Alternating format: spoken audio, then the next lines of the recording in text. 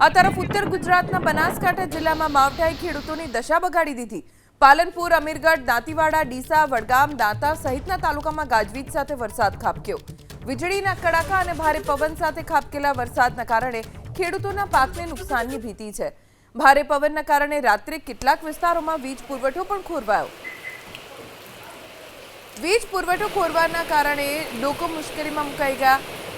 વીજળીના કડાકા અને ભારે પવન સાથે વરસાદ વરસ્યો। જાણે ચોમાસાનો માહોલ હોય એવી જ રીતે ધોધમાર વરસાદ વરસતા કેટલાક નીચાણવાળા સોસાયટીના રસ્તા ઉપર પાણી ભરાવાની પણ શરૂઆત થઈ। બનાસકાંઠા અને વાવ-થરાદ જિલ્લામાં કમોસમી વરસાદ ખેડૂતોની ચિંતા વધારી રહ્યો છે। બંને જિલ્લામાં વરસાદ ખૂબ વરસ્યો। ધાનેરા અને લાખણીમાં 0.24 ઇંચ વરસાદ પડ્યો છે।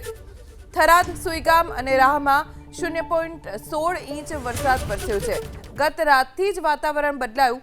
દિયોદરમાં 0.12 ઇંચ, ભાભરમાં 0.08 ઇંચ વરસાદ વરસ્યો છે। વાવ અને ધરણીધરમાં 0.04 ઇંચ જેટલો વરસાદ વરસ્યો। પણ આ સિઝનમાં વરસાદ એ ખેડૂતો માટે આફત લઈને આવ્યો છે। ધાનેરા, લાખણી જ્યાં 0.24 ઇંચ વરસાદ વરસ્યો છે। હજુ પણ ઉત્તર ગુજરાતના વિસ્તારોમાં વરસાદની આગાહી છે। થરાદ, સુઈગામ, રાહ જ્યાં 0.16 ઇંચ વરસાદ વરસ્યો છે। તો કાંકરેજ પંથકમાં પણ કમોસમી વરસાદ પડ્યો।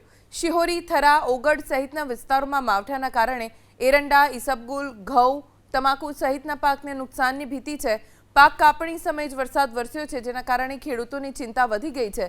ખેતરો ઉપર વરસાદ વરસે છે જાણે ખેડૂતોનો પાકનો સોથ વળી ગયો તેવા દ્રશ્યો જોવા મળી રહ્યા છે સવારના સમયે।